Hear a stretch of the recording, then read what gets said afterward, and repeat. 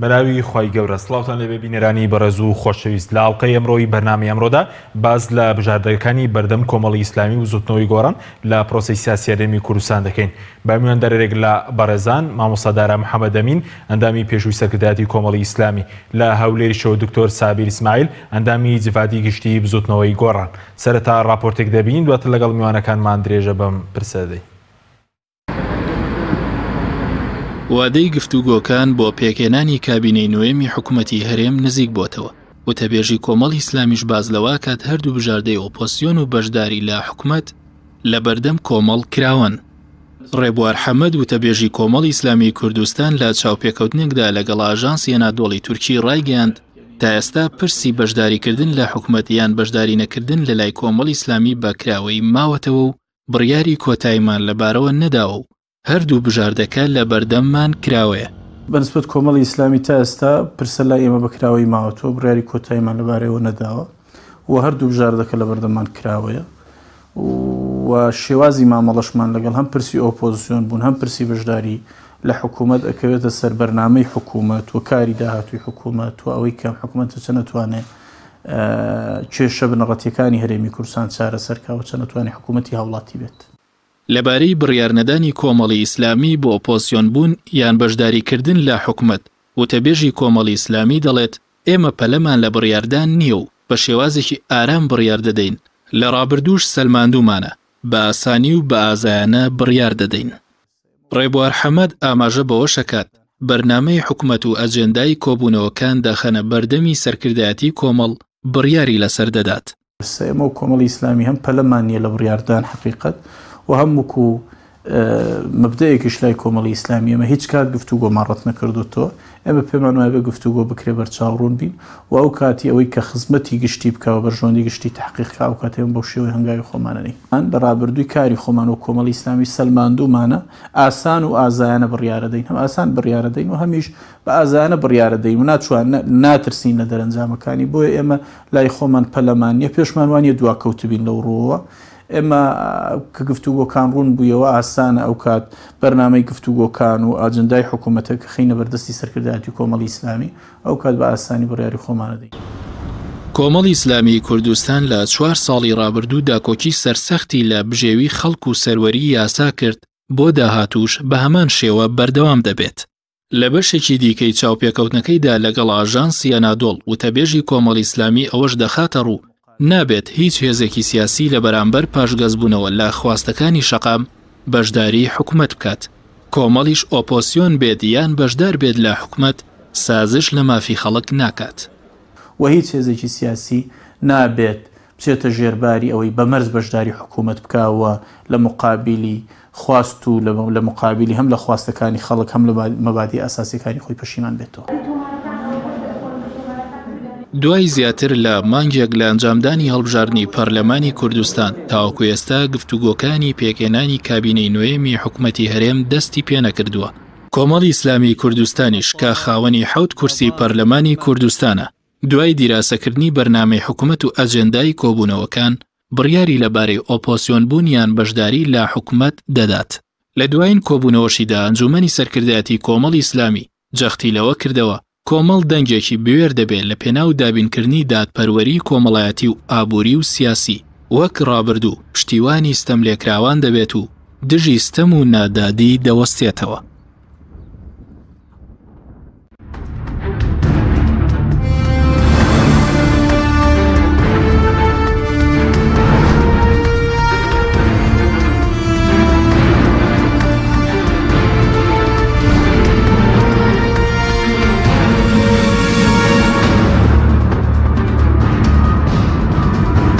سڵاوتان لەبێت بینەرانی بەڕێز سوپاس بۆ میوانەکانمان ماوەسە بەخێر بەنگسرتە لە بەڕستانەوە دەست پێ بکەین. پێتان وایە گفتوگۆکانی پێکێنانی حکوومەت دواکەوتووە لە کاتێکە مەسەرەن مانگێک و 10 ڕۆژ بەسەر هەڵبژاردندا تێپەڕدەی بەڵام تاکو ئێستا کاندیدە ڕاست پێدرا و دیار نییە بۆ مەسەرەی پێکێنانی حکوومەت. بەناوی خۆی بەخشندە میهرەبان سڵاو ڕێزم بۆ بەڕێستان و بۆ میوانەکەتان لە هەولێر و سەرجەم بینەرانی کەناڵی ئاسمانی پێیان. لە ڕاستیدا لە بارودۆخێکی وەگەوەی ئێستا بە عێراق و کوردستان ناگوزەر دەکاوە هەر وڵاتێک بۆ شێوازە بێت و ڕاستاییە دواکەوتنی حکوومەت کە بە بۆچوونی من حکوومەت ئەگەر ئێستا لەو بارودۆخە دروستیش بکرێ هیچ گۆڕانکاریێکی پێ ناکرێت بەداخەوە کەوا دەڵێم کە دەبوو لە کاتی گۆڕانکاری حکوومەتدا خەڵک هەمووی گەشتبین بێ بەوەی حکوومەتی ئایندە پلانی تازە و گۆڕانی تازە و شتی تازەی پێ لە خزمەتی خەڵک بەس بەداخەوە کە هیچی پێ نییەوە من بەش بە حاڵی خۆم گەشتبین نیم لەوەی ئەم حکوومەتی ئایندەش بتوانێت هیچ شتێ بکات چونکە تەنانەت دەموچاوەکانی گۆڕانکاری تیا ناکرێ جایەوەی بەرنامەی کار کە گرنگە گۆڕانی تیا بکرێ و هەڵبژاردنەکانی جارێکی تر هەر نمونونەکانی ڕابردویان هێناوەتە پێشەوە حیزبەکانی دەسەڵاتن لەبەرەوەی زۆرینەی خەڵکی کوردستان نەچوو بۆ دەنگدان ئەمە وای کە دەو ڕێژەی لە 150 کەمترەی کە چووە حیزبەکانی دەسەڵات سوودی لێوە بگرن و ژمارەی کورسیەکانیان لە جیاتیەوەی کەم بکات زیاد بکە ڕاستە دەنگیان کەمی کردووە هەردوو حزب لە 3 ملیۆن و قسوور دەنگ دەرهەیە لە هەرێمی کوردستانە ئەو حزبەی زۆری هێناوە پارتی دموکراتی کوردستان نزیکەی 600,000 دەنگی هێناوە بەدەر لە ساختەکاری کە ناکاتە لە سەداسی دەنگەکان و یەکێتی نیشتیمانی کوردستان نیوەی ئەو ژمارەی هێناوە لەبەرەوە بەرحاڵ بەڵام لە بارودۆخێکی ئاوادا بەڕاستی خەڵک چاوەڕوانی گۆڕانکاریە کرد و من پێم وایە هەرچەند ئەوە نەکراوە کاندید ڕانسپێردراوە بەڵام دیارە کاندیدی پارتی دموکراتی کوردستان کە نێچیروان بەرزانیە و هەر دوایەوە یەکلا بۆ تۆ چووکە باس لە مەسرور بارزانیش دەکرێت من پێم وایە یەکلا بۆتەوە و بۆ بارودۆخەش پارتی نایگۆڕێەوە ئەوەی کاک نێچیروان شارەزایەکی هەیە لەو ئیش و کارانە پێم وایە بۆ کاک مەسرور ئێستا یەکسەراوە ئاسان نەبێ و چونکە پارتی و حکوومەت لێرە لە هەرێمی کوردستان لەبەرەوەی حکوومەتی حیزبە وەرەو دو حیزبەش پارتی باڵا دەستا حزب بڕیار دەدا و ئەو کەسەی کە سەرۆکی حکوومەتە خۆی ئاگای لە نهێنیەکانی کڕین و فرۆشتنی نەوت و پارە و داهاتە هیچ کەسێکی تر تەنانەت وەزیرەکانی ئاگادارنین بە وەزیری داراییشەوە هیچ جۆرە شەفافیەتێک نەبووە و ناشبێ لە بارودۆخێکی وەکو ئێستادا بەڕاستی ئینسان کە بیرەکاتەوە لە وڵاتێکان کە ناوی عێراق و بە هەرێمی کوردستانیشەوە لە عێراق نزیکەی 5 ملیۆن بەرمیل نەوت ڕۆژانە دەڕوا و لە هەرێمی نزیکەی ملیۆنێک بەرمیل نەوت 6 ملیۆن بەرمیل لە وڵاتێکە خەڵکەکەی تا ئێستا ئاو و کارەبای نییە تا ئێستا ئاوی خواردنەوە نییە لە زۆرێک لە شارەکانی ئەم وڵاتە بە عێراقیشەوەی لە کارەبا و پێداویستەکان نییە موچە نیو موچە و سێ چارەگە موچە ئەدەن و وایش لە ساڵێکە 8 مانگەدەن بەڕاستی ئەمە نازانی لە کاتێکا بەرمیلی نەوت 70 دلارەکە ئەم سەرۆت و سامانە چی دێدێ ئەمانە لەسەر ئەو ڕتمە فێربوون کە هەموو ئەو ڕاستیانە لە خەڵک بشارنەوە ئەو حکوومەتە ئێستاش دروزە بێ هەر حکوومەتێکی بە بۆچوونی من لەو بابەتە زیاتر نابێ و ئامان ئامادە نین لە کاتێکا کورسیەکانیان 45 و ئامادە نەبوون شەفاف بن و شتەکان بۆ خەڵک ڕوونکەنەوە و گوێ بدەن بە داخوازیەکانی خەڵک بەزستا و نزیکەی نیوەی کورسیەکانی پەرلەمانی هەبێ ئایا ئامادەیە شەفاف بێ داهاتەکەی ئاشکراکە و بێمنەت بێ لە خەڵک لە کاتێکا ئەوان گەیشتونە قەناعەتێک کە پێیان وایە خەڵک جارێکیکە لە خۆپیشاندان و ڕاپەڕینەکانیشمان دوو بە ئەوەش ناکە لەبەرەوە بێباکانە بڕیار دەدەن و لە قسەکانیانەوا دەرەکەوە ڕاستە تا ئێستا شاردێکیان پێک نەهێناوە بە ڕەسمی دەست بە دانوسان بکەن لەبەرەوەی نوێنەری حیزبی زۆری نەکە پارتیە بۆ حوسەرۆکی حکوومەت تا ئێستا بە شێوەیەکی فەرمی دیاری نەکراوە کە بەم زوانە دیاری دەکرێت بڕیارە لە 2-3 ڕۆژی داهاتوو دیاری بکرێت و سەردانی لایەنەکانیش بکەن بۆ ئەوەی کە بڕیار بدەن حکوومەت دروستکەن بەڵام ئەوەی لە بەرپرسانی حیزبەکانی دەسەڵات دەیبیستین ئەوەیە کە ئەوان ئەم جارە مەرجی لایەنەکان قبوڵ ناکەن و ئەوان پێیان وایە هەر کەسێک هاتە حکوومەت نابێت لە نیوایە بەجێ بێڵێ و ئەوان پێیان وایە هەر کەسێک هاتە حکوومەت نابێت لە دەرەوە ڕەخنە بگرێ کە من پێم وایە ئەمە زۆر ئەستەمە یەکەم لە پرۆسی سیاسی هەر حیزبێک چوە حکوومەت مەرجی هەیە و ئەگەر بێمەرج چوو ڕۆژ دەوە ڕەگەڵکەوتنە ئەوە هیچ بەشداریکردن نییە مەرجمان هەیە بەشداری حکوومەت دەکەی نەبێ کارنامەکەی حکوومەت بەو شێوازە بێ کێمە لامان پەسەندە و گەر هاتو جێبەجێشی نەکرد هەر کاتێک بمانەوە ئازادین لەوەی پاشەک شاکەین خۆمە گەر یعنی نیکاحێکی شەرعیش بێ خەڵک ئازادە لێی پاشەک شە بکە هەر تەرەفێکیان بێوێتی هەڵیوەشێنێت یعنی هەڵە نابێ هەڵیوەشێنەوە دوو پاشان نابێ گلەی بکەن مەرجەوە نییە بەڕاستی ئەو کەسەی لە حکوومەت هابێ پەرلەمانی هەیە و حیزبی هەیە و نوێنەری تری هەیە لە ناو خەڵکە کەم و کوڕیەکان باس نەکە خۆگەروا بێ بەڕاستی ئەوە ئینتیحارێک و خۆکوشتنێکی زۆر خراپە هەر لایەنێک بەو شێوازە بەشداری لە حکوومەت بکە کە نەتوانێت من بەش بە حاڵی خۆم پێم وایە بۆ کۆمەڵی ئیسلامیەوە زۆر سەختە چکە مێژووی کۆمەڵی ئیسلامی و ئەو ئایدیا و فکرەی کە کۆمەڵی ئیسلامیش لەسەری دروست بووە و هەم لە ڕوانگەی ئیسلامەتیەکە و هەم کوردایەتیەکە و هەم پەروەردەکەشی پێم وانێ بتوانێت بێدەنگ بێ لە ئاز گەندەڵیەکانی حکوومەت ئەگەر چوە حکوومەتیش بۆیە من پێم وایە ئەگەر کۆمەڵ ڕۆژێک لە ڕۆژان بڕیاریدا چوە حکوومەت و بەڵێنیدا کە بێدەنگە بێ پێ جێبەجێ ناکرێت توێ هیچ سەرکردەیەکی کۆمەڵ وا فێر نەبوو بێدەنگ بێ و پێشی قبڵ ناکرێ و جەماوەرەکەشی هەر فێریەوە نەبووە بەڕاستی چونکە ئەوە وەکوە دەروێشایەتیەکەوە لای کۆمەڵ قبول نیە بەڕاستی و خەڵکی کۆمەڵی ئەوە قبول ناکەوە هەر کەسێکیش ئەوە بکە من پێم وایە تووشی شکستی گەورە دەبێ بۆیە دەبێ زۆر بەوریایی مامەڵە لەگەڵ ئەم بارودۆخە بکرێ و ئەگەر چێش دەڵێ ئەگەر حکوومەت بەرنمەیەکی ڕێکوپێکی پێشکەش کرد ئامادەی گۆڕانکاری تیا بوو حەقی خۆیەتی ئەم لایەنانەش ئەمە خزمەتی خەڵکەکە تیا بەشدار دەتەگرم و لای بەرەست کاک دکتۆر زۆر سپاس بۆ بەڕێزیشتان ئێوە کوبزوتنەوەی گۆڕان تاکوێستا بڕیارتان داوە کە چۆن بەشداری دەکەن یاخود ئۆپۆزیسیۆن بوون یاخود هەردوو بژاردەکە بۆ ئێوەش کراوەیە مەسەلەی بەشداری لە حکوومەت یاخود بوون بە ئۆپۆزیسیۆن لەسەر چ بنەمایەک ئێوە ئەو بڕیارانە دەدەن سەرەتا بە ناوی خوای گەورە سەڵاو لە بەڕێز و میوانەکەت و سەرجەم بینەرانی کەناڵی پەیام زۆر سپاس و داوای لێبوردن دەکەم کەوە لەبەر ئەوەی لەم وەرزەدا کەوە ینی نەخۆشیەکی نەختێک ینی تون ڕووی تێکردم ئەگەر دەنگەکەم زۆر باش لێرە من دەست بە فەرمودەیەکی پێغەمبەر دەکەم خۆش دەست بە فەرمودەیەکی پێغەمبەر دەکەم کە دەفەرمێ یەد اللهی مع الجەماعە واتە دائیمەن خوا لەگەر ئەو کەسانەیە کەوا یەکگرتوون و کاری هەرەوەزی کاری پێکەوە دەکەن جا ئێمەی کورد ئەم هەموو لایەنانە ئەگەر پێکەوە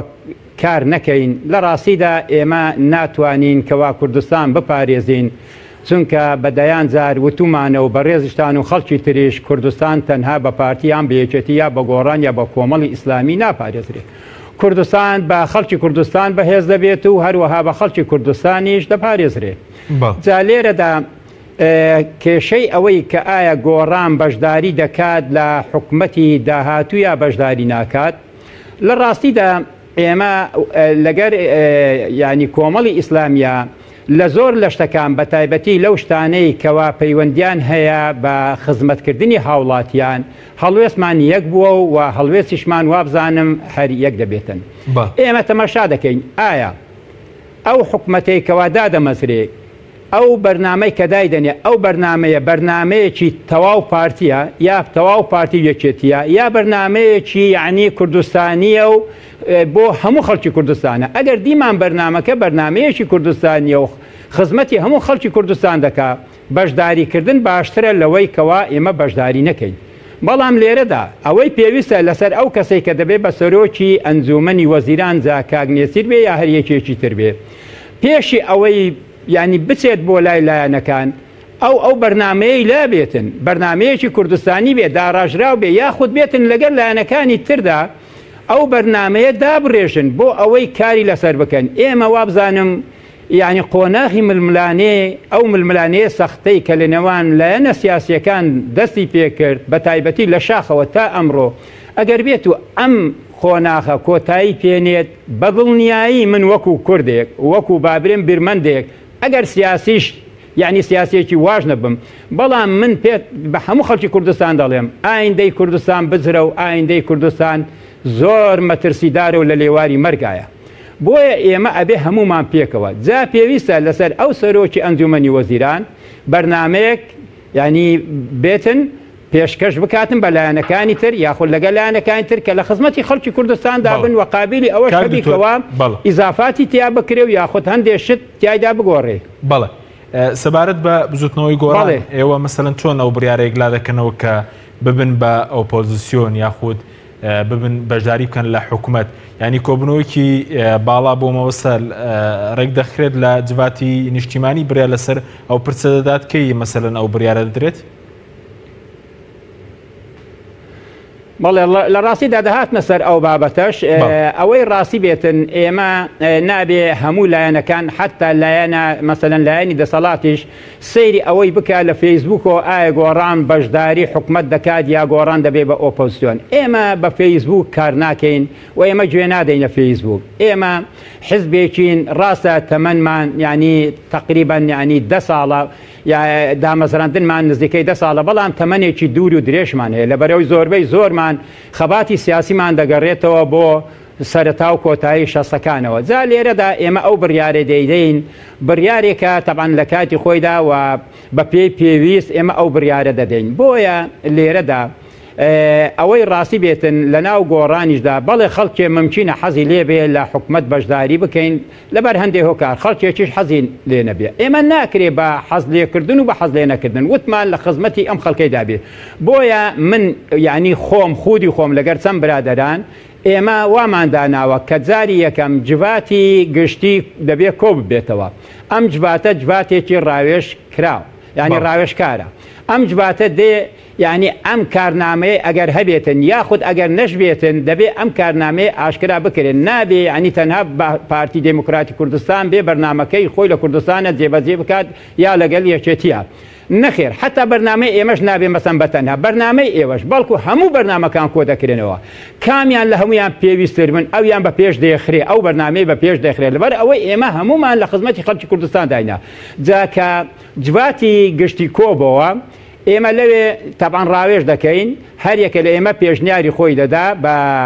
ینی ڕێکخەری جواتی گشتی ئەویش لەوێن دەرێ بە ئەمانەتەوە دەیبا بۆ جواتی نیشتیمانی کە خۆشی لەوێن دەر ئەندامە و ئەندامی خانەی ڕاپەڕاندنە لەگەڵیاندا کۆ دەبێتەوە. جا لەوێن دەرێدا دیراسەیەکی تەواوی ئەم پێشنیارانە دەکرێتن یعنی ئەگەر هاتوو پێویستی بە گۆڕانکاریبی دیسان دەبی لەوێن دەرێ جارێکی تر نەک لە خۆیانەوە دیسان دەبێ ئەوانیش ینی لەگەر لیژنەیەکمان هەیە ئەم لیژنەیە قسەی بکەن ئەو کاتی بڕیاری کۆتایی دەدرێت کە ئایا بزوتنەوەی گۆڕان بەشداری حکومەت دەکە یا بەشداری حکومەت ناکە لە دەرەوەی ئەم یعنی بۆچوونەی کە من وتم هەر بەشداریەک یاخود هەر بەشداری نەکردنەک زیان بە خەڵکی کوردستان و بە بزوتنەوەی گۆڕان دەگەێنی. بەڵێ سوپاس دەکەم کاوی تۆ دواتر گرێم بۆ لای بەڕێزت مامۆستا سوارد بە مەسلەی سەرۆکایەتی پەرلەمانکە تاکوێستا دانیشتووە پێوێنی بەوەیە کاندیدێکی ڕاستپێدرا بۆ مەسلەی پێکەنانی حکومەت دیاری نەکراوە چونکە لە یەکەم کۆبوونەوەی پەرلەمان لەسەر داواکاری پارتی و یەکێتی و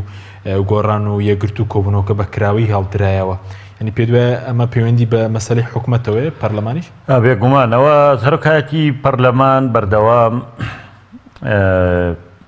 پەیوەستی هەیە بە دروستبوونی حکوومەت و پەیوەستە بەو حیزبانەی کە حکوومەت دروستەکەن. ئەو لایەنانەی کە ڕێک دەکەون پێکەوە حکوومەت دروستکەن و زۆرینیان هەیە ئەوانە سەرۆکی پەرلەمان و جێگری سەرۆکی پەرلەمانیشان دەبێ هەری خۆیانە و بۆیان هەیە سەرۆکایەتیەکە چونکە هەرە و پەرلەمانە دەنگدەدا بە حکوومەت سەرۆکی حکوومەت و بە حکوومەتەکە سەرۆکایەتیەکەش بە پێی اتفاقی سیاسی کە هەیە ڕێکەون بۆیە دەبێت ڕێکەوتنی سیاسی بکرێت لەسەرەوەی سەرۆکایەتی پەرلەمان چۆن دابەش دەکرێت لە نێوان ئەو حیزبانەی کە بەشداری حکوومەت دەکەن و استحقاقی ئەوان هەیە کە زۆر با بڵێن لایەنی یەکەمن یا دووهەمن یا سێهەمن ئەوانە سەرۆک و جێگرەکە لەوانە دەبێ لایەنێک کە دەبێتەوە پۆزیسیۆن لە دەستەی سەرۆکایەتیان نابێ زۆر جار وایە و لە حکوومەتیشان نابێ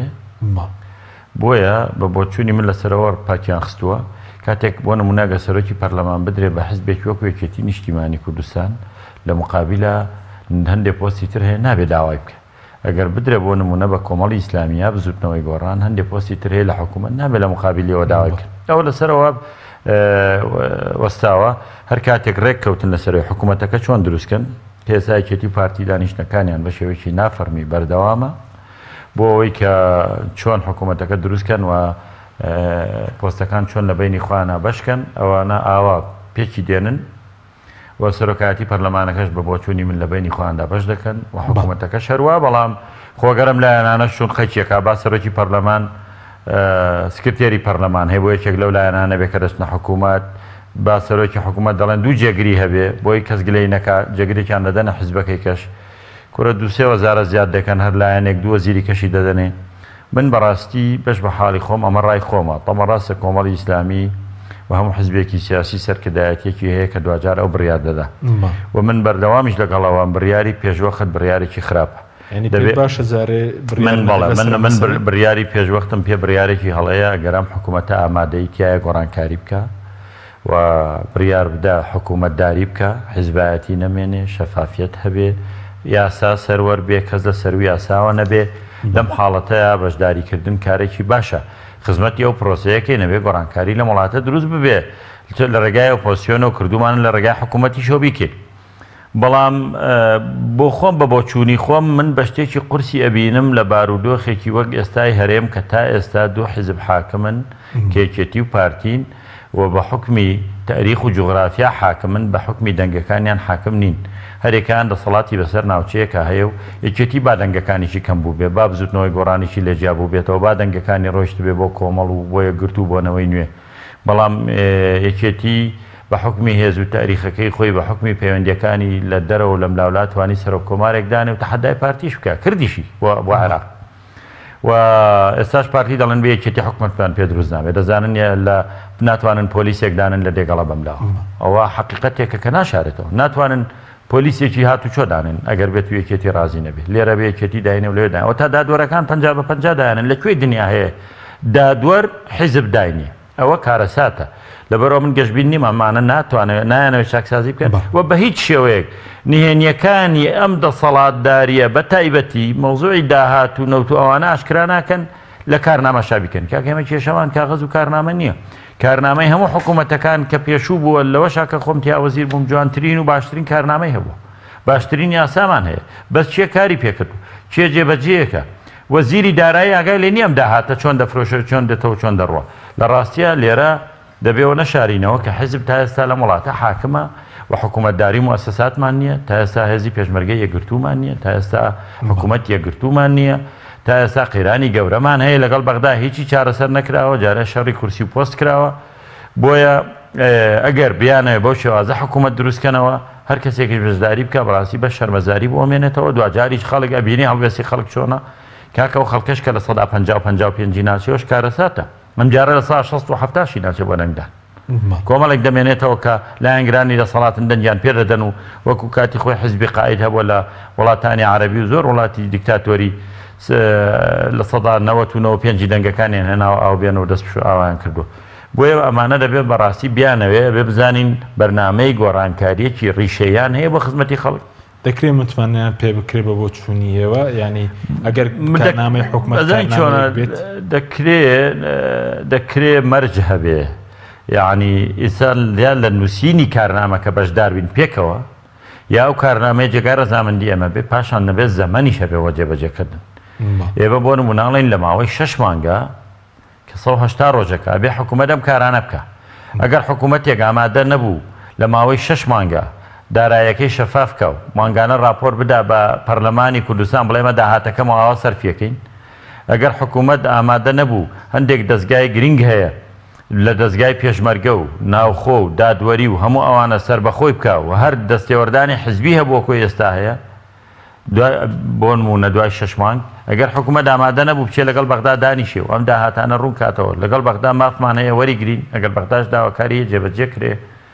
ئەگەر ئەمانە بکە لە ماوەی 6 مانگاتوانە بیکە بەڵام ئەگەر دوای 6 مانگ نەیکرد من ڕام وایە ئەوانەی کە بەشدار دەبن مەرج دابنێن ئێمە لە دوای 6 مانگ لە حکوومەتەکە دەکشینەوە اینجا حکوومەت هەڵدەوەشێتەوە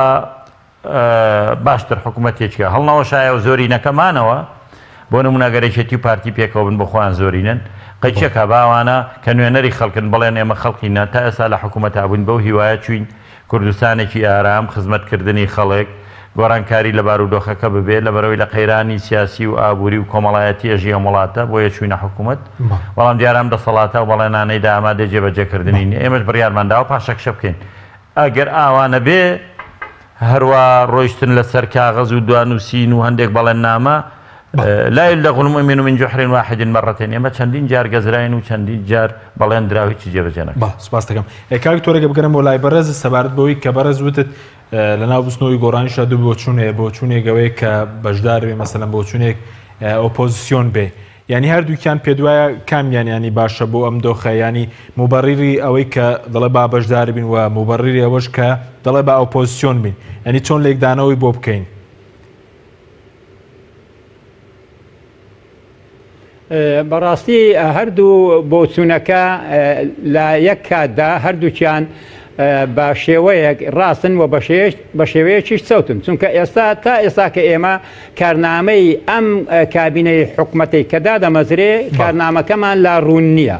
ئێمە زیاتر سەیری ئەو کارنامەیە دەکەین وەکو برای بەڕێزم کەەوە بەڕاستی تیشێکی جوانی خستە سەر کارنامەی حکومەت. ئێمە دائیمەن لەگەر کارنامەی حکومەتین کاتی خۆشی کە لەگەر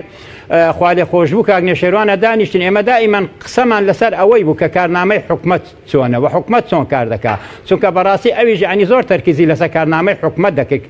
بۆیە ئێمە لێرەدا ئەوانەی کە دەڵێن بەشداری بکەین یعنی ئەمانم لە ڕوانگەی ئەوەوە ئێمە بەشداری بکەین لە ناو حکومەتە باشتر خزمەت دەکەین یاخود کە دەبین بە ئۆپۆزیسیۆن ئەو کاتی ئێمە مەسەلەن باشتر دەتوانین خزمەتی هاوڵاتیان بکەین و دەنجی زیاتر بینین. لێرەدا مەبەست دەنگهێنان نییە نەبۆ ئێمە نەبۆ پارتی نەبۆ یەکێتی مەبەست خزمەتکردنی خەڵکی کوردستانە ئەوەی دەچێتە حکومەت هەر کووردا ئەگەر ئێمە بین یاخود پارتی بێ یا یەکێتی بێ یا کۆمەڵ بێ گرنگ ئەوەیە ئەو کەسانی کە دەستنە ناو حکومەت کەسی شارەزا بن کەسی دڵسۆز بن کەسی خەمخۆر بن جا هەرچێ بن خۆ ئەمە یعنی گرفتەکە لەوەی نییە کەوا پارتی و یەکێتی یعنی بەتەنها حکومەت پێک دێنن ئەگەر بێت و پارتی و یەکێتی حکومەتێکی شەفاف بن حکومەتێکی دادپەروەر بن ڕێز لە سەروەری یاسا بگرن ڕێز لە خەڵکی کوردستان بگرن خۆ زۆر شتێکی یعنی سروشتیە کە ئەوان لە حکومەتا بن بۆ ماوەی چەند ساڵێکە وا دیارە مەسەلەن خەڵکەکە دەنجیان پێدەدا بەڵام ئەوەی لە پێشچاوە ڕوونە ئەوانە لە ڕێگای ساختەکردن و تەزویرکردن و پارەبەخشین و چاوسورکردنەوە لە خەڵک و فشار ئەمانە بەم هۆیانەوە من دڵنیام لەوەی کەوا پارتی وێچێتی ئەگەر چەک و پارەکەت لێ سنەوە نابنە خاوەنی ئەوەندە کورسێ بەڵکو لە زۆر لە حیزبەکانی تری کوردستانە دەنگ کەمتر دەهێن و کورسەکانیان کەمتر دەبێت بەڵام بەداخەوە ئەم دوو حیزبە تەمەنێکی دوور و درێژیشیان هەیە کەسی هێشتا من یعنی دەتوانم بڵێم فێری کوردایەتی ڕاستەقینە نەبوون لەبەرو ئەگەر کوردایەتی ڕاستەقینە بەم شێوەیە بێ کەواتە ئێمە قەت ناتوانین کورد بگەینینە کەنارێکی ئارام و بیگەینن بە ئامانجەکانی خۆی بۆیە لێرە دەجارێکی تر بەڕاستی من بەدەیان زاری تر جەخل لەوەی دەکەمەوە هیوادارم ئەم کابینەی ئەگەر کاگنێو چیروان سەرۆکایەتی دەکات بیکات بە کابینەیەکی یعنی حکومەتی کوردی هەمەڕەنگ واتە بە بەشدارکردنی هەموو لایەکان بەڵام بەدانانی یعنی کارنامەیەکەوە هەموو لایەنەکان قسەی خۆیان لەسەر هەبێ و دیسان یعنی هەر شتێکەوە لە هەمووان پێویستتر بێ بۆ خەڵکی کوردستان بۆ نمونە مەسەلەن گەڕانەوەی موچە ئەگەر خۆ مەسەلەن موچە وەکو خۆی لێبێتەوە ئەگەر هاتو ئێمە بتوانین بەڕاستی ینی بۆ ئەم حکومەتە شەرمەزاریەکی زۆر گەورەیە کە موسەی تەواو نادەوە خەڵکی کوردستان بۆیە لێردا ئەبێ داهاتەکەی شەفاف بێ و هەتا داهاتەکەشی شەفاف نەبێ یعنی کەس ناتوانێ برێ ئەم دەسەڵاتە دز نییە لەبەر ئەوەی خۆی بەخۆی دەڵێ دەست تۆ داهاتەکە شەفافکە و لێرەدا من بەو حکومەتەش دەرێم بەو دەسەڵاتەش دەرێم ئەگەر ئەوان ئەم داهاتەی شەفاف ناکەن واتە ڕوونی ناکەن لەبەر ئەوەی بەغدا پێ نەزانێ من دڵنیان دەکەم لەوەی کەوا بەغدا سەند بە سەنتی دۆلارەکان و فلس بە فلسی پارە دیناری عراقی ئەزانێ یعنی بای چەند نەوت دەفرۆشێ و داهاتەکانی ناوە خۆش چەندە بۆیە یعنی ئەمە بەڕاستی بیانۆ نییە بۆ ئەوەی کە ئەوان داهاتەکە شەفاف ناکەن دواتر تێکەڵکردنی مەسەلەن هێزی پێشمەرگا بەڕاستی یعنی ئێمە دەبێ هێزێکی یەکگرتومان نەبێ هەروەکو وتم کوردستان لە مەترسیدایە یعنی ئەم کابینەیە حکومەتی عراقی من لە سەرەتاوە چەند مانگ پێشی ئەمڕۆ وتومە و دیسانیش دووبارەی دەکەمەوە ئەم کابینەیە زۆر مەترسێ لەسەر حکومەتی عراقی هەرچەندە کابینەیەکی یعنی ئارام و یعنی پڕ کێشە و ئەوەیە بەڵام کێشەکانی خۆی تۆ کاکە حەکیم سەیریکە ئێستا کە لێرەدا طبعاً ئەگە تۆ سەیرکەی بەسرا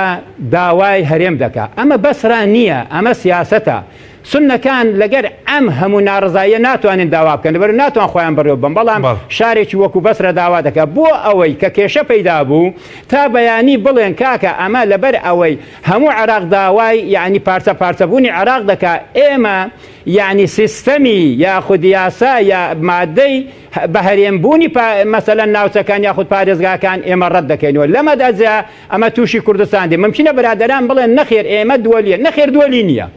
هی ئێمە شتێکی ناوەخۆییە و با هەمومان با خەڵکی کوردستان بزانێ ئەوەی ڕای گرتووە بەرێ بەرژەوەندی وڵاتانە بەڵێ ئەو هێزێک کە ئێستا خۆمان هەمانە بەڵێ بێهێزی لاوازی حکومەتی عێراق لەم کاتەدا بۆیە لێرەدا داوا دەکەم لەو حکومەتێکەدا دەمەزرێ کابینەیەکی هەمە ڕەنگ بێتن لە هەموو لایەنەکان بەڵام وەکو ینی میوانە بەڕێزەکەت فەرمووی بەڵام ئەبێ مەرزدار بێ ئەبێ ئەو کارانێکەوە دەکرێت کاتکراو بێ ناکرێ من یعنی بەمەردی پارتی و یەکێتی بچمە ناحکومەت بڵێن تۆ قسەی نەکەی تۆ ڕەخنە نەگری کاکە وانە ئێمە لە ناو گۆڕانە خۆمان ڕەخنە لە خۆمان نەگرین بەڕێستان ڕەخنە لە خۆتان نەگرن هیچ ئەم شتێکی والان لە هیچ شوێنێکی جیهاندا نییە ناکرێ یعنی مدیر عامی گەندەڵ بێ تۆ لە حکومەتا بڵێ وەڵی ئەمە گەندەڵ نیە و گەندەڵ ناکە نەخێر ئەبێ بیدەیتە دادگا ئەمە ڕاستێکێ ئەمە خزمەتکردنی خەڵکی کوردستان بەڵێ سوپاس دەکەین کاک دکتۆر بەڵێ بینەرانی بەڕێز ناوبڕێک و دەگەڕێنە وڵاتە تۆپ ئارت تاکە بریکاری تۆڕی میدیایی کۆمەڵ بۆ دروستکردن و بڵاوکردنەوەی ڕیکلام تۆپ ئارت دنیا دیکۆر بۆ کەوانتەر و تەختەی ئەرزی لە دنیا دیکۆر ئامادەین بۆ دروستکردنی کەوانتەر و دانانی تەختەی ئەرزی بە باشترین کوالیتی و نرخی گونجاو دروستکردنی کەوانتەر بە خواستی خۆتان بە کەرەستەی MDF و HDF و HPL و R-Click و داری سروشتی و باڵۆن پرێس هەروەها دروستکردنی کەوانتەری تاقیگە و WC و کابینات با کەرەستەی کۆمپاکت لامینات کە دژە بەکتریا و دژە ئاو و دژە ئەسیدا بۆ دڵنیابوون لە کوالیتی و نرخی گونجاو تەنها دنیا دیکۆر هەڵبژێرە دنیا دیکۆر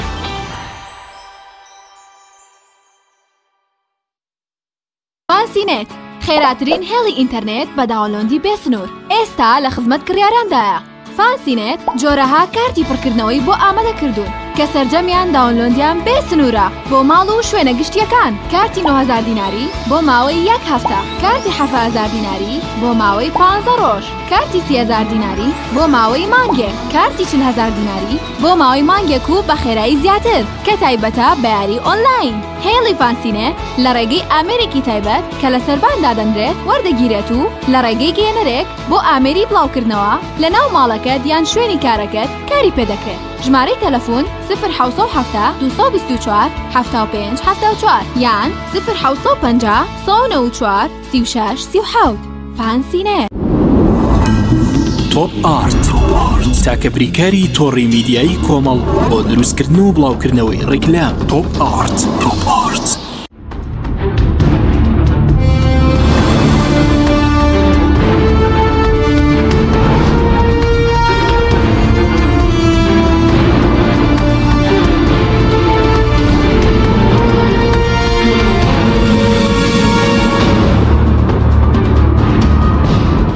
جارێکی تر سڵاوتان لەبێت بینەرانی بەڕێز ماوەسەک بکەرم بۆ لای بەڕێز سپارت بەوەی کە بەشداری کۆمەڵی ئیسلامیە خۆ ئۆپۆزیسیۆن بوون پێ دوایە کۆمەڵ چی لە حکوومەت بێتی ئۆپۆزیسیۆن بێ سازش لەسەر مافەکانی خەڵک دەکات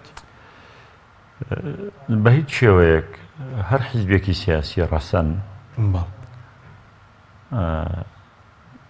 نابێ سازش لەسەر مافی خەڵک بکات دەبێت پێی وابێ لە حکوومەت بوون و ئۆپۆزیسیۆن بوونی بۆ خزمەتی خەڵک بێ کامیان زیاتر خزمەت دەکا لەوێ بێ بۆ کۆمەڵی ئیسلامیش وەکو حزبێکی ئیسلامی ڕەسەن وەکو حزبێک کە باوەڕی بە کوردایەتێکی ڕاستەقینە و دڵسۆزانە هەیە لە مێژووی خۆی واهێناوێتی زۆر پێباک بۆ هەموو بەرژەوەندەکانی خۆی خستۆتە لاوە لە پێناوی ئەوەی کە شتێک خزمەت بە خەڵک بۆ ئەم حیزبەکەوا فێر بووە و ئەمە بەرنامەی کارێتی و باوەڕی بەوە هەیە و لەسەر ئەو بنەمایانە حیزب ئەم حیزبە دروست بووە کە کۆمەڵی ئیسلامیە من پێم وانێ ڕۆژێک لە ڕۆژان لە حکوومەت بێت چی پێ بکرێت لە توانایدا بێ خزمەت دەکا و ڕەخنەش لە حکوومەت دەگرێ و چیش حەق و باش بێ دەیڵێ و ئەو ڕۆژەش کە ناتوانێت لە حکوومەتە خزمەتی خەڵک بکە ناتوانێت لە حکوومەتە ڕۆڵ ببینێ و ناتوانێت گۆڕانکاری بکە زۆر بە ئاسانی پاشەکشە دەکات و تەجروبەشمان هەیە لە هەموو ئەوانە ئەو کاتەش کە ئۆپۆزیسیۆن بۆ ئۆپۆزیسیۆنێکی ڕاستەقینە بووە و لە حکوومەتیش بۆ لە ڕێگای پەرلەمانتارەوە کە چاودێری حکوومەت دەکا پەرلەمانتارەکانی زۆر بوێرانە قسەی خۆیان کردو و نەترساون من بەش بە حاڵی خۆم پێم وایە یەکێک لە سیماکانی سیستمی دیموکراسی لە دنیا ئەوەیە کە بێ ئۆپۆزیسیۆن هەبێ بوونی ئۆپۆزیسیۆن شتێکە خزمەت بە خەڵکەکە لە کاتێکا کە ئیسلام خلافەت و دەوڵەت و دەسەڵاتی زۆر بەهێزی هەبووە ڕێگای بە خەڵک داوە وەکو ئۆپۆزیسیۆن بێ واتە ڕەخنە بگرن تێبینیان هەبێ ڕخنە لە گەورەترین کەسی دەسەڵات لە خەلیفە بگرن تا خوارەوە ژنێک ڕخنەی لێگرێ پیرە پیاوێک ڕخنەی لە خەلیفە گرتووە ئەمەت هەڵەیە ئەوە مەکە ڕێگەی پێدراوە ئەمڕۆ کە سیستەمی حکومداری گۆڕاوە لەم سەردەما پەرلەمان هەیە و حیزبەکان هەن لەگەر لە حکوومەتێکە هەموو حیزبەکان لەناو حکوومەت بن بەردەوام ئەم حکوومەتە لاوازە بێ و ئەم حکوومەتە کەس نییە ڕخنە نوێنەری خەڵک بێ ڕخنەی لێ بگرێ کەس نییە بە دوای کەم و کوڕی و عیبەکانیە بگەڕێ حکوومەتی بێ ئۆپۆزیسیۆن وەکووە بەشکردنی کێکەکە لە نێوان هەموو لایەنەکانی دەسەڵات پێکەوە لە خێروبێرا شەریک بن بۆ خۆیان حیزبەکان و ئەو لایەنەی تر پشتگوێخن بۆیە بەردەوام ئەوە لە خزمەتی خەڵکایە کە بەشێک لە حیزبەکان ئۆپۆسیۆن دەمێنەوە بەس ئۆپۆسیۆنێکی ڕاستەقینە بن پێ دوێت جۆرە ئۆپۆسیۆنی بۆ نمونە باس لەوە دەکرێت کە بۆ نمونەوانەی کە پێیان وایە بەشداری لە حکوومەت بکەن هەندێک ڕەنگە پێیان وابێ حکوومەتە چاکسازی پێ ناکرێت هەندێکیش پێیان وابێ ڕەنگە ئۆپۆسیۆن بە مۆدێلەی ڕابردوو تەنابێ ڕەنگی گۆڕانکە یەکشت بەغەڵەتان نەچین یعنی خەڵک پێی وابێت تەنها ناوی ئۆپۆسیۆن بێ بەەوە نابێ بە ئۆپۆسیۆن هەر بڵێ ناوم ئۆپۆسیۆنە وڵا خەڵک پشتیوانی مەکا و دەنگم پێدا نا خەڵک زۆر لە وشیارترە تۆ کە ئۆپۆسیۆنی ئەبێ بەڕاستی ڕوبەڕووی ئەو دەسەڵاتە پۆستیەوە ئامادەبی لە پێناوی خەڵکا بەرژەوەندەکانی خۆت و حیزبەکەت بخێمە ترسیەوە ئامادەبی لە هیچ گەندەڵێکی دەسەڵات بێدەنگ نەبی لە گەورەترین بەرپرس تا خوارەوە لە حاڵی ئاوادا دەکرێت بڵێ من ئۆپۆسیۆنێکی ڕاستەقینم بەس ئۆپۆسیۆنی بێدەنگ ئۆپۆسیۆنێکی ترسنۆک ئۆپۆسیۆنێکی بەرژەوەندی خواست بەڕاستی و پێناڵەن ئۆپۆسیۆن و ناشتوانێت ئۆپۆسیۆن بوون تەناوەندە بەسە کە تۆ بێ بۆ نماگەر ئۆپۆسیۆن بەیاننامە دەربکەیت تەنان ڕاگەاندنەوەندە ئۆپۆسیۆن نەگە ئۆپۆسیۆنە ئەوە شتێکی ئەرکێکی زۆر بچووکی خەڵکی ئۆپۆسیۆنە کابێ بکە ناوەکی ئەرکی ئۆپۆسیۆنەوەی ڕوبوڕبوونەوەی دەسەڵاتە نوێنەرایەتی کردنی خەڵکە دەرخستنی گەندەڵی و کەم و کوڕیەکانی دەسەڵاتە خۆ ئەگەر ئەوە نەبێ باشە ئێستا ئەم جارە لە کۆنگرێسی ئەمریکا جارێکی کە دیموکراتەکان بردیانەوە تەنها دوای 2 ساڵ لە دەسەڵاتی ترامپ هەڵەکانی ترامپ کە لە بەرژەوەندی خەڵقی ئەمریکا نەبووە خستیانە بەردەمی خەڵک چۆن دەڵێت دەهۆڵیان بۆ کوتا کە چی کردووە ئەو تا لە ئەم جارە لە کۆنگرێس دۆڕاندیان خۆگەروا بڕۆ دوای 2 ساڵی تر ئەگەر ترامپ بە سیاسەتەکانی خۆیان نەچێتەوە پێم وایە ئەم جارە دیموکراتەکان دێنەوە و ئەوانە دەیدۆڕێنن بۆیە دەبێ ئۆپۆسیۆنە و ڕۆڵە ببینێ هەچی کەم و کوڕیەکانی ئەو دەسەڵاتە هەیە چاودێری ئەو دەسەڵاتە بکە و هەرچی زوڵ مستەمێ لە خەڵک دەکرێت نوێنەرایەتی خەڵک مافی خەڵک دەخورێ ئەم ڕێگە پێنەدا ئەبێ ئەم کارانە بکە لە بەرەو ئەرکی ئۆپۆسیۆن بوونی ئەرکێکی قورسە بە تایبەتی لە وڵاتێکی وەک ئێرە کە مافەکانی ئۆپۆسیۆن نەپارێزراوە پێ دوای ئۆپۆسیۆن بوون تەناوەیە کە تۆ بەشداری بۆ نمونە لە حکوومەت نەکەی یاخود دەی بۆ نمونە ئێمە ئەنجومەنی پارێزگاکانیشمان هەیە کە مەسەلەن حیزبەکان بەشدار بوون ئێستش لە ئەنجومەنی پارێزگاکان حیزبەکانان تۆزانی مۆدل ئۆپۆسیۆن بێ دەبێ ئۆپۆسیۆنێکی یەکلاکەرەوە بێت من لە ڕاستیە پێم وایە ئۆپۆسیۆن ئەرکی زۆر قورسەرە وڵاتی ئێمە ئۆپۆسیۆن چاوەڕێیە بێ و بکە بارگاکانی داخن سەرکردەکانی ئەگیرێن تۆمەتی بۆ دروستەکرێ ڕۆژێک پێڵێن نێرهاوی ڕۆژێک پێڵەن پیاوی خراپی هەر لەبەرەوەی ئۆپۆسیۆنە هەموو تیامێکی یەکرێ لەبەرەوەی ئۆپۆسیۆنە لەبەرەوە هیچ مافێکی ئۆپۆسیۆن نەپارێزرا بودجەیە بڕن نانیە بڕن غەزەب و ڕقی خوانی بەسەر بارێنن ئەبێەوەی کابێ ئۆپۆسیۆن خۆی بۆ هەموو شتانە حازرکە ڕۆژێک لە ڕۆژان بارگەکانیشی داخن کەناڵەکانیشی داوەسمەوەی بۆ ئۆپۆسیۆن بوون دەبێت حیزبەکان خۆیان یەکلاکەنەوە بۆ نمونەکە ئۆپۆسیۆن بی دەبێت ئۆپۆسیۆن لە حکوومەت بەشداری نەبی و بۆ نمونە لە حکوومەتە خۆجیەکانیش پێ دوایە دەبێت بەشدار نەبیت نا من دەکرێت ناحکوومەتی خۆجێی لەبەرەوەی ئەوە نوێنەری خەڵک و شارەوانیەکانە لە شارەکانە ئەوە کارێکی یاساییە و پەرلەمانی فیدراڵیشمانە یار کارێکی یاساییە و نوێنەرایەتی خەڵکی کوردستانەکە ئەوە جیاوازە بەڵام کاتێک کە لێرە بێ ئۆپۆسیۆن ناکرێت لە حکوومەت تابی ناکرێت لە حکوومەت تابی تۆ بەشێکی لە حکوومەتەکە و بەرنامەی حکوومەتەکە جێبەجێەکەی بەڵام دەشکرێت لە حکوومەت بی و ئەگەر کەم و کوڕیت بینی لە ڕێگای پەرلەمانتارەکانتەوە کە نوێنەری خەڵکن و چاودێری حکوومەت دەکەن کەم و کوڕەکانی حکوومەت بێدەنگ نەبن دەکرێت وەزیریش بی لە حکوومەت لە گەندەڵەکانی حکوومەت بێدەنگ نەبی لە ئەنجومەنی وەزیران قسەی خۆت بکەی و ئەوەی پێت دەکرێت داوای گۆڕانکاری بکەی ئەو ڕۆژەش کە دەزانی ڕاستیەکان لە خەڵک دەشارێتەوە کە دەزانی حکوومەت بەردەوامە لەسەر گەندەڵەکانی پاشەکشە بکەیت یعنی لە هەردوو حاڵەتەکە دەکرێت تۆ نوێنەرایەتی خەڵک بکەی بەڵام کە ئۆپۆسیۆنێکی جددی بووی دەبێ واز لە حکوومەت بێنی و هیچ بەرژەوەندێک لەو حکوومەتە نەوێت جگە لەوەی کە تۆ نوێنەرێکی ڕاستەقینەی خەڵکی بەڵێ سوپاس دەکەین کاکتۆرێک بگەڕێمەوە لای بەرز سەبارەت بە مەسەلەی چی ئەوەی کە ئێستا قسە لەسەرەوەی ئەگەر هەر لایەنێک بەشداری بکات دەبێ جیاواز بێ لە ڕابردوو بۆ مەسەلەی بەشداریکردن لە حکوومەت و بۆ مەسەلەی ئۆپۆزیسیۆنیش دەبێت پێدوای دەبێت مۆدێلەکەشی بگۆڕدرێت یعنی هەردوو ئەگەرەکە نابێت بە نەفەسی ڕابردوو بێ بە بۆ چوونیەوە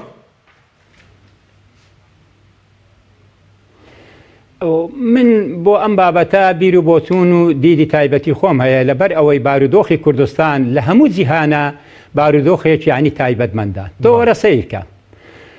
لە کوردستانە یعنی دوو هەرێم هەیە واتە دوو ناوچە هەیە ناوچەی سەوز و ناوچەی زەرد یاخود پارتی و یەکێتی هەردووکیان هێزی چەکداریان هەیە هەردووکیان دان بە حکمی عەسکەری واتە یەکترینانن ئەمە حەقیقەتێکە ناشاردێتەوە بۆیە لێرەدا ئۆپۆزیسیۆن بوون کارێکی زۆر زۆر ئەستەم و قورسە لە هەرێمی کوردستاندا ئەگەر تۆ ئۆپۆزیسیۆنێکی مەدەنی بی ئەوانیش هەر وەک عەسکەری بمینێنەوە بەڕاستی لێرە تۆ ناتوانانی هیچ سوودێکی لێوەرگری دەبێت تۆ کوردستان بکەیت بە لیبیا و بە سووریایەک و یەمەنێکی ترە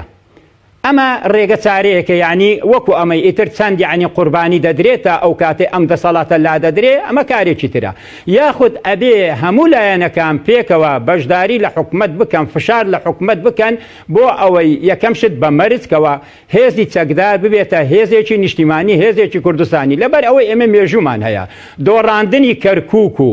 دۆڕاندنی ناوچە دابراوەکان هۆکاری سەرەکی لە 1975 نەبوونی یەک هێزی بوو لەبەر ئەوەی ڕاستە ئێمە یعنی سەرکردەی هێزی چەکداریمانە بە ئەو کات کە کاک مەسعود بوو بەڵام من دڵنیام لەوەی کەوا هەموو هێزە چەکدارەکانی کوردستان بە فەرمانی ئەو نەدەجوولانەوە بۆ فەرمانی ئەویش یعنی ئینسیحابیان نەدەکرد و پێش یعنی بەرەو پێشەوە نەدەچوون و شەڕیان نەدەکرد بۆیە ئەمە کارێکی زۆر مەترسیدارە ئێستا دەبێ هێزی پێشمەرگەی یەک بخرێت بێتە یەک هێز هێزی ئاسایش یەک بخرێ هەموو هێزە چەکدارەکان دواتر ئەسەروەری بۆ یاسا بگەڕێتەوە یعنی بەڕاستی ئەرکی ئۆپۆزیسیۆن لەو قۆناغەدا ئۆپۆزیسیۆن بە تەنها لایەنێک دوو لایەن دەبن بە ئۆپۆزیسیۆن ئەمە لە ڕاستیدا من ئەوەی دەبینم ئەگە گۆڕان بە تەنها ببێ بە ئۆپۆزیسیۆن یاخود کۆمەڵی ئیسلامی یاخود هەر لایەنێشتر ببێ زیاتر لەوەی بۆ ئەوەی بۆ یعنی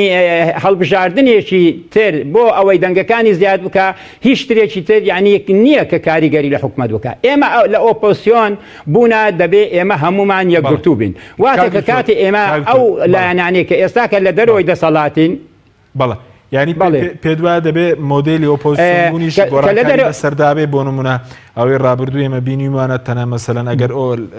بەیاننامە و مەسەلەن ناڕزایەتی بێت دەبێت مۆدێلی ئۆپۆزیسیۆن بوونیش مەسەلەن بەدیۆ مەدەنیەکەیدا گۆڕانکاری بەسەردابێ و دەبێت بە دوای مۆدێلی دیکەدا بگەڕین بەڵێ بەدڵنیای من پێ ئاڵێم ئەمە تەبعاً یعنی هەرچەندە بارودۆخی کوردستان جیایە بەڵام ئەگەر ئێمە بمانەوێ کەوا ئەم دەسەڵاتە بینەوە سەر ڕێگەی ڕاستی خۆی ناڵێن ئێمە ئەم دەسەڵاتە لابەرین ناڵێن ئەم دەسەڵاتە بگۆڕین بەڵکو ئێمە دەڵێن ئەم دەسەڵاتە بینەوە سەر ڕێزکە ڕاستیەکەی خۆی واتە دەسەڵاتێکی شەفاف بێت دەسەڵاتێکی دادپەروەر بێ ڕێز لە سەروەری یاسا بگرێ ئێمە ئەبێ بەڕاستی سیستەمی ئۆپۆزیسیۆن بوونمان یعنی حتا بە شێوازێکی مەدەنی گرتومانە لە شێوازە مەدەنیەکە بیگۆڕین بە شێوەیەشتر ئەویش ئەوەیە هەمومان بەیەکەوە کار بکەین ئەگەر چوینە ناو حکومەت بەیەکەوە بووین بە ئۆپۆزیسیۆن دیسان بەیەکەوە و ئەگەر تو زانیمان دیسان سوودی لێ وەرنەگرت ئەو کاتی دەبێت بڕیاری کۆتایی بدەین ئایا یعنی کوردستان پێویستی بەوەیەکەوە ئۆپۆزیسیۆنیش چەکدار بێ بیکەین بە لیبیا و بە سووریا و یەمەنێکی تر یاخود یعنی پێویستی پێ نییە هەرچەندە ئەمە ئەگەرێکی زۆر ناخۆش و دوورە بەڵام یعنی بەڕاستی زەمانە و بارودۆخ بە دووری نازانم کەوا بیگەێنتە ئەم سنوورە و ئەم ڕۆژەی بۆیە هیوادارم لەو حکومەتێک کە دادەمەزرێ حکومەتێکی ژیرمەند بێ حکومەتێک بێکەوە بتوانیتن هەموو ناڕەزایەتی خەڵکی کوردستان ینی بقۆزێتەوە لەژێر ئەوەی چاکسازەکان دەست پێ بکاتن و ئەوەی کە پێشتر خەڵک لێ ناڕازی بوو ناڕزایەتەکان نێڵێ و ئەوەی خەڵکەوە داوای دەکا بە پێی توانە من قەت ناڵم حکومەت هەموو شتێ بکە لەبەرەوەی هیچ حکومەتێ نییە لە زیانە بتوانێ هەموو شتێ بکە بەڵام بە پێی پێویست کە کاتێدا هەر شەفاف دەبێت کە حکومەتێکی عادل دەبێتن بەڵێ ئەوەندەی کەوا پێشکەشی بە هاوڵاتیانی دەکا هاوڵاتیان قەنەعەتیان پێ دەبێت بەڵام نەک وەک ئەو حکومەتەی ئێستاکە خەڵکێک هەیە هەروەکو کورد دەرێتن لە کەشکەلەکانی فەلەکانە یعنی ئەوەندە بە بە گوش ینی بە غورفە فەردە دۆلاری هەیە خەڵکێکیش یعنی هیچی نیە جگە لەمەی دادپەروەری نیە جگە لەمەی سیستەم نیە جگە لەمەی نازانم چی نیە بەڕاستی ینی ئەم حکومەتە لەسەر خۆشی مەترسیا هەروەها لەسەر هەموو خەڵکی کوردستانیشدا مەترسیا بۆیە بە دڵنیایی پێت ئەڵێم سیستەمی ئۆپۆزیسیۆن بوون بە ئۆپۆزیسیۆن بوون بۆ ئەم قۆناغی ئەگەر یعنی لایەنەکان بوون بە ئۆپۆزیسیۆن من هیوادارم هەمویان بەیەکەوە ببن لەبەر ئەوەی یەک دۆک ببن بە ئۆپۆزیسیۆن سوودێکی وان ناگەێننەوە لە هەڵبژاردننی دیسان داهاتوشدا دەنجێکی یعنی تەواو ناهێنن تا بتوانن حکومەت پێک بینن یعنی ئەم ئۆپۆزیسیۆنە یعنی مۆدیلی خۆی بگۆڕێ بە شێوەیەکی تر بۆ ئەوەی فشار لەسەر ئەو حکومەتە بکات جگە لەوەی من وابزانم ئەم حکومەتی یعنی ئەم حکومەتێک کە دادەمەزرێ گەڕانەوەیەک یعنی گەڕانەوە بە دوای کردارەکان و بە دوای ئیشەکانی پێشەوەی خۆیدا یعنی دێنێ لەبەر ئەوەی هەستی بە مەترسیەکان یعنی بەڕاستی یعنی کردیە چونکە ئەگەر بێت و ئەم کارەی نەکا بەڕاستی یعنی دەبینین کە ئەم حکومەتە دەکەوێتە شێوازێکی لەرزۆکی و بە دووری نازانین کەەوە ئەو پیلانێک کە لەسەر کوردستانە یعنی ببێتە هۆی ئەوەی کە حکومەتی هەرێمی کوردستان لە ناو باتێت. بەڵێ سوپاس دەکەین کاکتۆر مامۆستای بگەرم و لابەرز سەبارەت بەوەی کە ئێستا دوو بۆچوونێکیانەوەیە کە بۆنم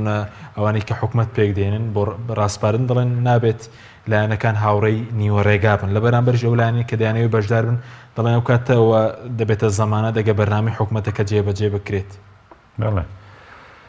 خۆی لە ڕاستیدا من ڕێیەکی جیاوازم هەیە لە برای بەڕێزم دکتۆر سابیر ئەو شەوەیە من پێم وایە کە ئۆپۆزیسیۆن ئەگەر توانیت ڕۆڵی کاریگەر ببینی باشە کە قورس و زەحمەتە تەڵان لە وڵاتێکە ئاسکەرکاریەت هەیە وەکو ئەوش فەرمی بەڵام ئەگەر نەتوانی گۆڕانکاری بکەی هەر بێدەنگ بی لە ماڵەوە دانیشی باشە مەڕا منکم منکەرن فەلیغەیرهو بیەدیه ئەگەر توانیمان بەدەست منکەرەکە گۆڕین نەمانتوانی بە زمان هاوارەکەین خۆ نەمانتوانی فليقل خيرا او ليصمت بێدەنگە بین باشترە بۆیە من لە ماڵەوە سەر مۆدێلی شەیە بۆ منە پێشتر ئەو حیزبانەی کە من حکومەت کشانەوە بازۆکە کە تەنان بەسەڵم بەیان نامەیە ینی باوەڕکە نییە من پێم وایە ئەگەر لە ماڵەوە دانیشی باشترە وەک لەوەی ببی بە شەریکی گەندەڵی و دزی و ناعەدالەتی لانیکەن من شەریک نیم شەریک نیم لەوەی کاکرێ لە حکوومەتە نابم گۆڕانکاریشم پێ ناکرێ بەڵام نابمە شەریکی ئەو گەندەڵیە لێرە حزب و حکوومەتمان نیە لێرە حزب و میلیشیا حاکمە تەجروبەیەکمان کرد ئەو بۆیە من گەشتبین نیم بەوەی ئەم حکوومەتە گۆڕانکاری بکە و بەردامەشی نییە کاتی خۆی کاک نەوشیروان بزوتنەوەی گۆڕان بوونە دووەم حیزب ڕێژەی کورسیەکانیان لەیەکێتی زیاتری کرد بڕیاری لە حکوومەت بەشدار بن بۆ ئەوەی بتوانن لەوێەوە گۆڕانکاریەک لەم هەرێمە بکرێت و بەگەرمی چوونە پێشەوە بەڵام نەتیجەکەی ئەم حکوومەتە چیان کرد سەرۆکی پەرلەمان کە نوێنەری هەموو خەڵکی کوردستانە 4 پۆلیس ڕێگای لێگرت و پەرلەمان داخرا وەزیری پێشمەرگە کە ئەمە وەزیری پێشمەرگەی کوردستانە وتیان بڕۆرەوە بۆ ماڵەوە نەشی توانیم پێێتەوە داوام ناشیان هێشت یان چاوەڕێ چی لەماناکی جامانە لە کاتێکا بووە کە هێزەکانی ئۆپۆزیسیۆن نزیکەی 40 کورسیان هەبووە ئێستا وڵە بەتەنیا حکوومەتم پێ دروست دەکرێت زۆر بێمنەترە ئێستا وڵێ خەڵک توانای ڕاپەڕینیشی نییە ناوچە کوردستانەکانیشمان لە دەستداوە کێشەیەوێشی نەماوە ئەمە هێڵی 36 ئەمریکاش بێ پارێزێ لە خۆم حاکم و من پێم وایە من ئاوایە بینم هیوادارم بە هەڵایە چوو بموانە بێ ئەم دەسەڵاتە زۆر بێ باکە لە جاران عەرشەکەی قایمترە پارەکە زۆرترە دەسەڵاتەکەی زۆرترە لەم لاولاش ناترسێ عمالەتیشی پێ عیب نییە لەگەڵ هەر لایەک بێ ڕێکەون و تا دوێنەیان گوت باوەڕان بە حکوومەتی عراقی و بەغدا و نەماوە و ڕێک ناکە ئێمە کوردستانین و ئەوە دەوڵەتێکی ترە و ئێمە وەکو دوو دەوڵەت مامەڵاکەین ئێستا شەڕە لەسەر سەرۆک کۆمارەکەی کەکە لە پێناوی بەرژەوەندی حزبی ئەوە شەکەن لەبەرەوە ئەم عقلیەتی دەسەڵاتی کوردی عقلەتی دەوڵەتداری نییە. سپاس دەکەم کاک دکتۆر ئەگەر شتێکت بە کورتی مابێەوە سەبارەت بەوەش کە ئەم ناکۆکی کە لە بەغداد هەبوو لە نێوان پارتیەکەتی کاریگەر لەسەر حکوومەت زۆر بە کورتی بێگە شتێکشت مابێ سپاس دەکەین کاتمان نەماوە. وڵا من حەزەکەم بەڕاستی منیش وەکو ئەو برای ئاڵم من ناڵم گۆڕام بچێتە ناو حکومەتە یا هەر حیزبێکی تر لەبەر ئەوەی چوونە ناو حکومەت و چاوپۆشیکردن لەو هەموو یعنی شتە خراپانەی کە حکومەت دەیکا خیانەتێکی گەورەیە لەگەر خەڵکی کورد و کوردستان و خوێنی هەموو شەهیدان بەڵام من یەکشت ئەڵێم یعنی ئەو حکومەتەی ئێمە ئەوەندە نییە ئەمریکا نایپارێزێتن من وای دەبینم ڕاستە ئەمڕۆکە خەتی 36 دانا بەڵام ئەم خەتە 36 خەتێکی ینی دەوڵی نییە لە زمانی سەدام حوسێنە دروستوە دواتر ئەمریکا خۆی هاتووە و دەبێت ئێمە ئەوەشمان لەبیر نەچێتن هەر لە ئەگەر ئەوەی تەماشای یعنی مێژووی سیاسی بکە لە مێژووی سیاسی یعنی ئەو برا عەرەبانە چۆن کوردیان وەسف کردووە وەکو درچێکە کە بە دونجی مەڕاوە بنووسێت چۆن مەڕ کاتێکە کە مەسەرەن دەیەوێ پارداتەوە یاخود بنوێتن هەموو هێزەکەی دەخێتە سەر دونگەکەی کە درکەکەش لە دونجی ڕادەچێت ناتوانێت بنوێ یعنی بەڕاستی عەرەبەکانیش بەم هەرێمەیمە ئەوەندە دڵتەنگن بۆیە هەر کاتێک کە بیانەوێتن یاخود هەر کاتێک کە بۆیان چوە سەری بەڕاستی یعنی ئەوان کارێکی وا دەکەن کەەوە هەرێمەکەشمان لە دەست بدا بۆیە من دوا ئامۆژگاریم بۆ ئەو حکومەتە ئەوەیە جارێکی تر بە خۆی دابزێتەوە ئەجینە بەرپرسیارەتی ینی مێژوو پارتی و یەکێتی بەرپرسیار دەکات لەو هەموو یعنی نەهامەتی و لەو هەموو کارەساتێکەوەکیشی خەڵکی کوردستاندا دێتن سپاسێکی مامۆستا شتێکت مای بە کورتی کاتمان وەڵام من هیوادارم گۆڕانکاری ببێ و هیوادارم بتوانن بەم لایەنانە شتێکی تازە بۆ خەڵکی کوردستان بێنینەکایەوە بەڵام بەڕاستی گەشتبین نیم بۆ عاقلێتە بتوانێت گۆڕانکاری بکات لە هەرێمی زۆر سپاس بۆ بەڕێزان مامۆستا دارا محەممەد ئەمین نای پێش سەرکرداتی کۆمەڵی ئیسلامی لە سودۆی سەرکەروار لە هەولێرەوە دکتۆر سابیر ئیسماعیل ئەندامی جڤاتی گشتی بزوتنەوەی گۆڕان سپاس بۆ بینێرانی بەڕێز سپاس بۆ ئەو کارانم تا بەرنامێکی دیکە خواتان لەگەڵ